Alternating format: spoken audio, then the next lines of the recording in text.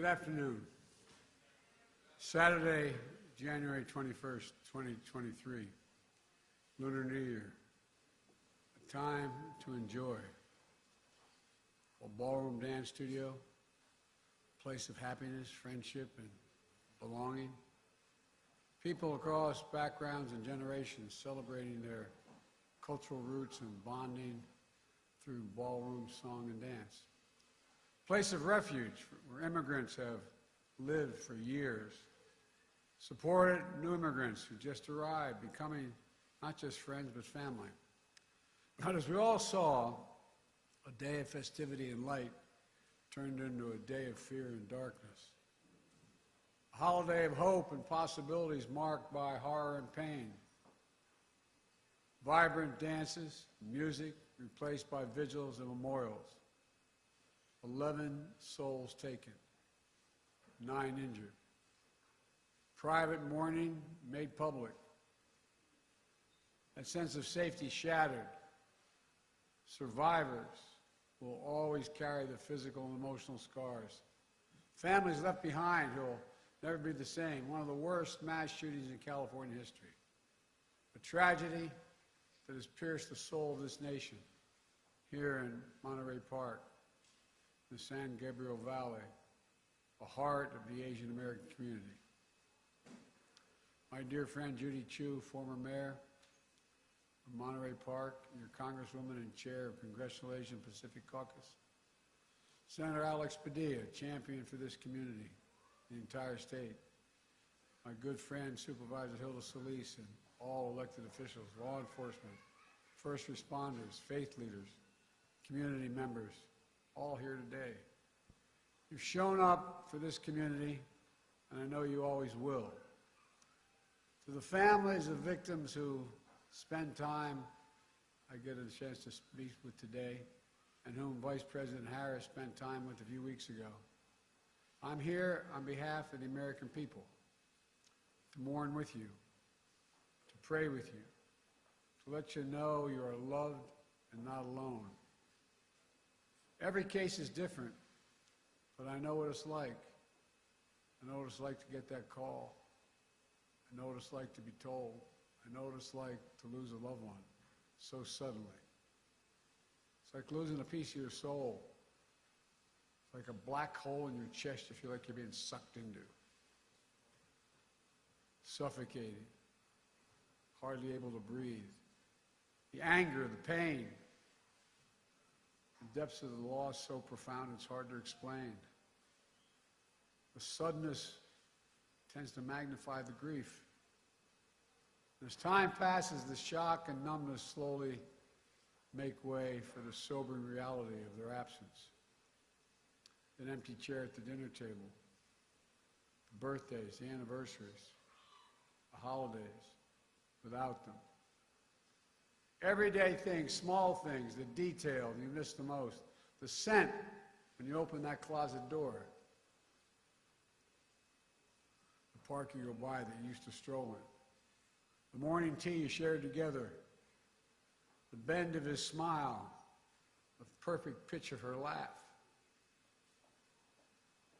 As Judy shared with me, this is a tight-knit community with intergenerational households and deep reverence and respect for its elders.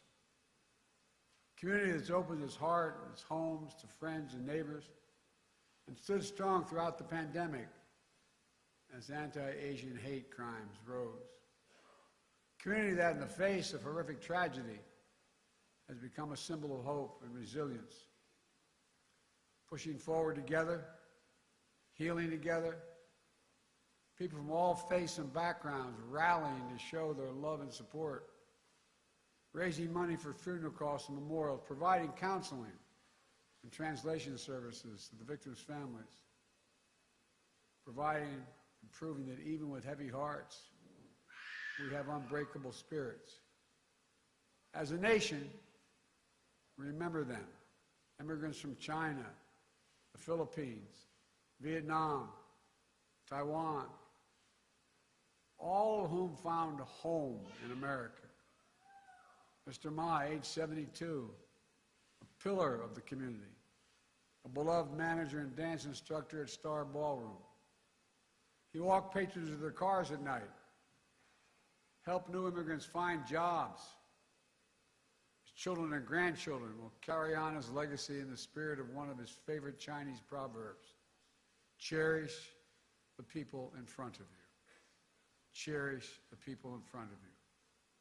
And Igao, 72, Mr. Nice, for his kindness, his positivity, his infectious smile. A free spirit, always ready to lend a helping hand. He died shielding his dance partner. Shoji on you, 57, devoted mom, wife, sister, woman of faith, always there to help others, bringing food and newspapers to family members who had trouble walking. Always working tirelessly with her husband to build a future for their 3 children. Nancy Jian, 62, known as Sister Sunshine.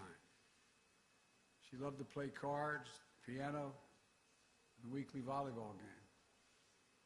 Always sharing her homegrown plants and vegetables with neighbors and friends. A dedicated mom, married nearly 40 years. Husband and wife who were always together, even in their last dance.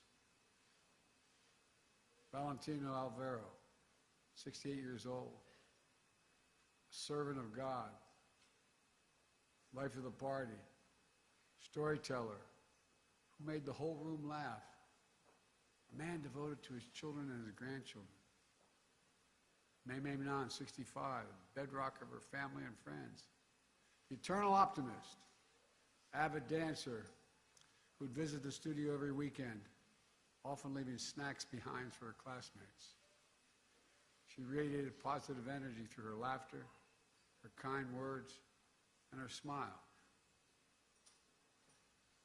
Moy Dayun, 67, refugee, community builder, cherished friend, known for her kindness, her sweetness, her generosity, her beloved family, the center of her world. Diana Tom, 7 years old, devoted daughter, wife, mother, grandmother, who loved to sing karaoke. A giver and an adventurer who loved to explore new foods and travel the world. Charles Zhao, 76, grateful, reflective, believed in living to the life to the fullest. He constantly showed his family and friends and showered them with warm words of encouragement, hope, and love. Tao Yo, 64, a lifelong learner. He retired as a business manager and was pursuing a second career as a pharmacist while caring for his elderly mother. A man beloved by his wife, children, and friends for his compassion, his determination, and his wisdom. Lily Lee, 63, a matriarch with absolute strength, optimism, and grace.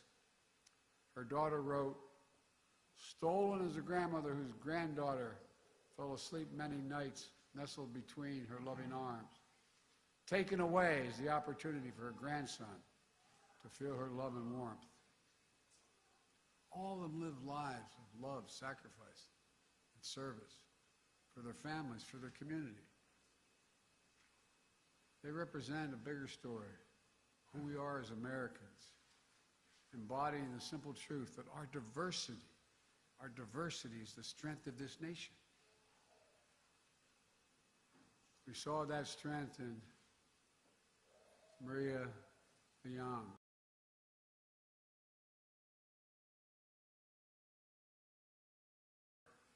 Into creating a warm, welcome space. Seniors.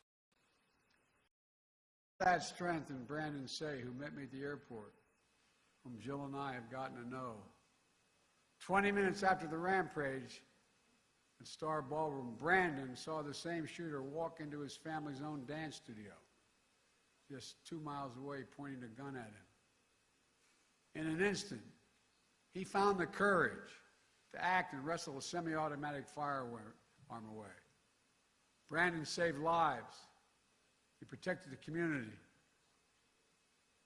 At Half Moon Bay, just 2 days later, he got it.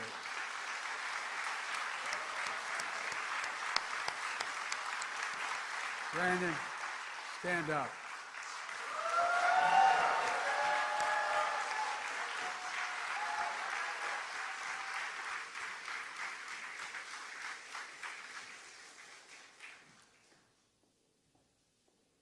Half Moon Bay, just 2 days later, we saw heroism from police officers, firefighters, and other first responders who rushed into the danger to save lives. As many of you know, Jill and I invited Brandon as our guest at the State of the Union message because we wanted the country to know all of you, not just Brandon, all of you, the character of this community, the faith you have in this community, the pride. We see it in you across all of American life. Just this week, a film about resilience and power of the Asian American immigrant family made history at the Oscars.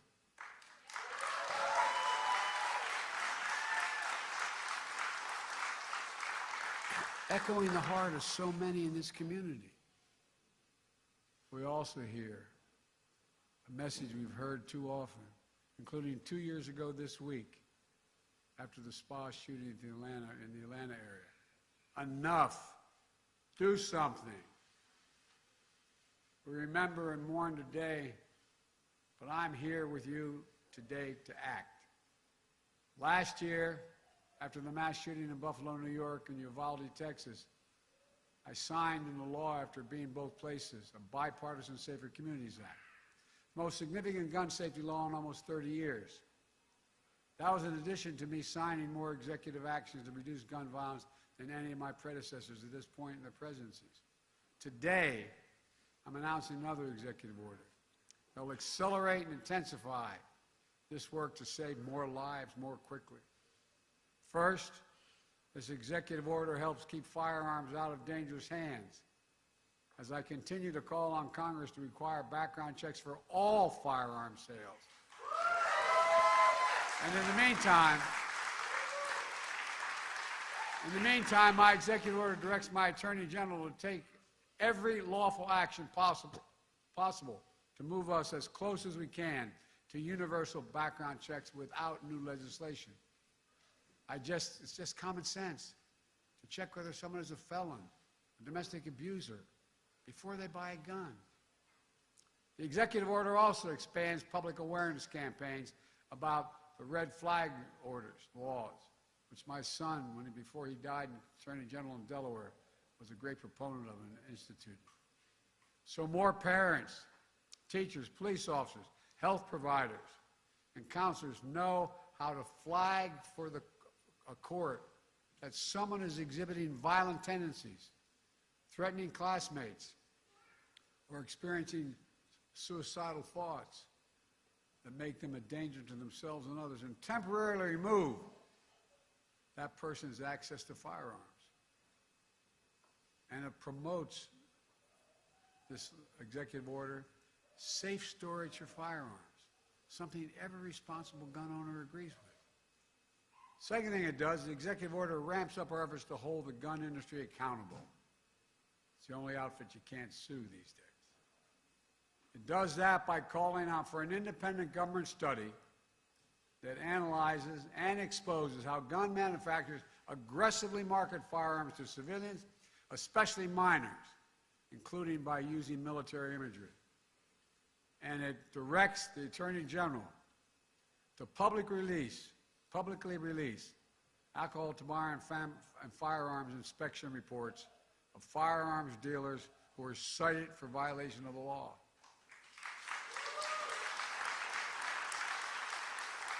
That way, policymakers can strengthen laws to crack down on those illegal gun dealers, and the public can avoid purchasing from them. Third, the executive order improves federal coordination to support victims, survivors, and their families and communities affected by mass shootings. The same way FEMA responds to your natural disaster in California and all around the nation, And it will help folks recover and build after they help folks recover and build after wildfires and superstorms and droughts. For example, we need to provide more mental health support and grief and trauma. And more financial assistance when a family loses the sole breadwinner or when a small business shuts down due to a lengthy shooting investigation. There's more in this executive order, but I'm not stopping there. Last week I laid out in my budget that we invest more in safer communities and expand access to mental health services for those affected by gun violence. Congressional Republicans should pass my budget instead of calling for cuts in these services or defunding the police or abolishing the FBI, as we hear from our MAGA Republican friends. But let's be clear, none of this absolves Congress the responsibility from the responsibility of acting to pass universal background checks, eliminate gun manufacturers' immunity from liability. And I'm determined, once again, to ban assault weapons and high-capacity magazines.